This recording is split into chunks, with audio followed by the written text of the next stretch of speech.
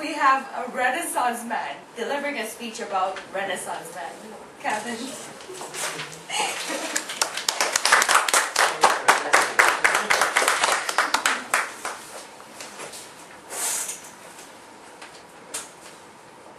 I was told that everybody has a major in college when they were studying.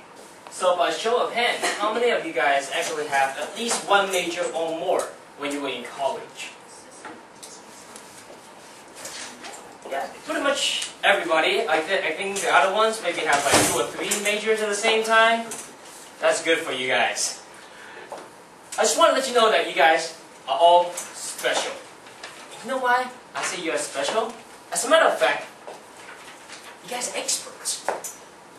And societies nowadays are grooming experts in one particular area usually. And that's the funny things that I recently realized. I was thinking to myself, why is there such scenarios happening over and over? People are just interested in one particular area only. Why is it not more areas? And I remember when I was really young, I wasn't the only kid in all my friends, right? So all my friends are going to play sports, we study, we do different type of dances, and on top of that, we learn how to play instruments as well. So we're exposed to many different areas of things. But by 13 years old, my mom is like, now, no more playtime, studying. And I pretty much got locked down in that mode until I was like 25 years old, I suppose, when I finished my master's degree. And ladies and gentlemen, I want to bring out a very, very old concept in here. And as a matter of fact, it's so old, it's way back in the Renaissance times, in the 14th century. And it's called the Renaissance man, also known as the polymath, actually. So it's an inspiration to become a well-rounded individual. What does that mean, a well-rounded individual? Well, one of the most celebrated Renaissance men, Leon Battista Alberti, actually said this: a man can do all things if he will. This very simple sentence captured the ultimate philosophy of that time of humanism. What it means is that a man should expand and strive to expand the potential to the maximum, to the fullest, to learn as much as they can. And you might be like, wait a minute. That's 14th century, okay? This is 21st. You don't need to worry about that. It's hundreds of years ago. But I'm just giving you two reasons that you might want to think about this over again. The first reason, you'll be the most interesting person that you ever met. You'll be a good friend, a good son and daughter, and most important of all, a good lover. Why? Because you learn to ask questions over again. You'll be curious. You learn how to listen. And last time I checked, learning to be a great listener are the most interesting person of all people, because they always come out with the most fascinating question to ask you and make you think about, wait, what? What did he just say? I can't believe.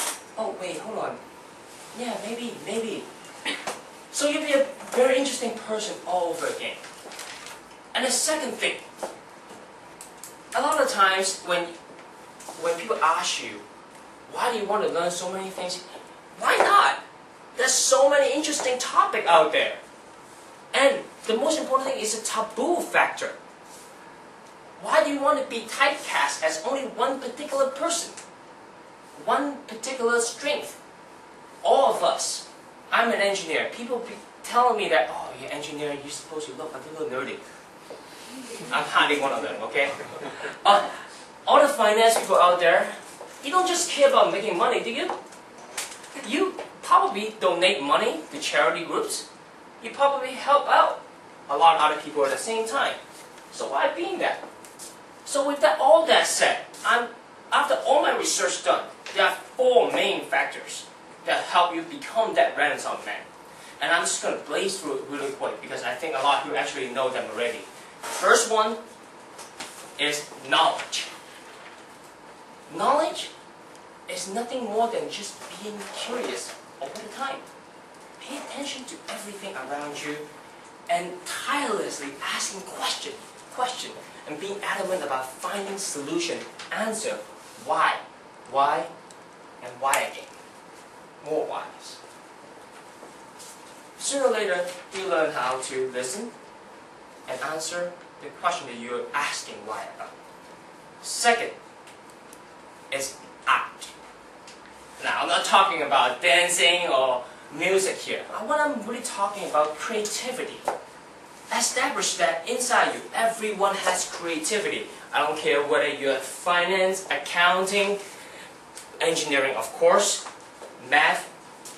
If you're a musician, of course you already have that already. But establish that because they help you to ask questions. Third is physical. Physical is more a physical fitness that I'm referring to. What does that mean? Why does that matter? Well, one of the most important things about physical fitness comes down to discipline. You learn how to eat correctly, you learn how to follow schedule, you learn a lot of things about who you should be, and you're disciplined about it. And discipline is something that a lot of people are lost already these days. Fourth, social accomplishment. Now this one is a little bit tricky. Mostly it's about volunteering yourself to become a leader in a group. And when you're presenting yourself in a position that I am a leader, you're forced to react. You're forced to put yourself out there and make yourself in the most uncomfortable position. And yes, uncomfortable is good. Uncomfortable, that means you push yourself outside the comfort zone. But you might be saying, well, all those 4 things, KAPS, knowledge, art, physical, and last thing, S, social. It's hard to accomplish. In truth, yes, you might not accomplish everything. You might not be the most famous Renaissance man out there. You might not be Leonardo da Vinci. You might not be Michelangelo. But guess what? That's not the essence of Renaissance man. The process. The process is the reason why we all want to be Renaissance man. It's to try to learn more about the world that we live in.